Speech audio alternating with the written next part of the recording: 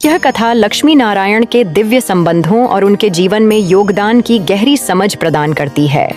संगीत के साथ कथा की शुरुआत होती है, जिसमें लक्ष्मी नारायण की महिमा और उनके गुणों का गान किया जाता है।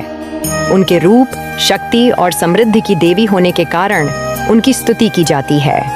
आगे कथा में यह बताया जाएगा कि सृष्टि का निर्माण, संचालन और विनाश 3 रूपों में होता है। ये 3 रूप भगवान ब्रह्मा, विष्णु और महेश द्वारा नियंत्रित होते हैं।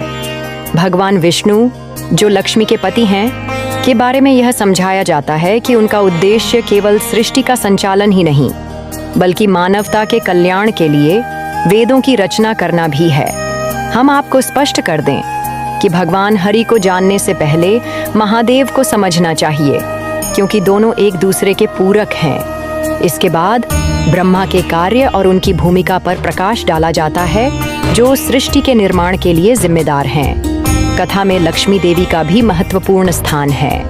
वह समृद्धि की देवी हैं और उनका आशीर्वाद जीवन में सुख और समृद्धि लाता है। लक्ष्मी देवी यह बताती हैं कि उनका उद्देश्य केवल समृद्धि देना नहीं है, बल्कि वह सृष्टि के संचालन में नारायण की सहयात्री हैं और उनके साथ मिलकर सृष्टि के कल्याण के लिए कार्य करती हैं।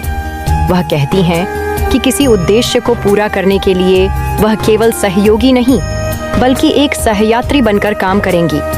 कथा में आगे यह संदेश दिया जाता है कि प्रेम और सौंदर्य जीवन को सुंदर बनाते हैं।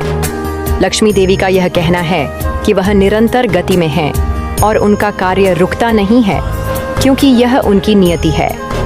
वे समृद्धि की स्थापना करने के लिए सृष्टि के हर अंग में योगदान देती हैं।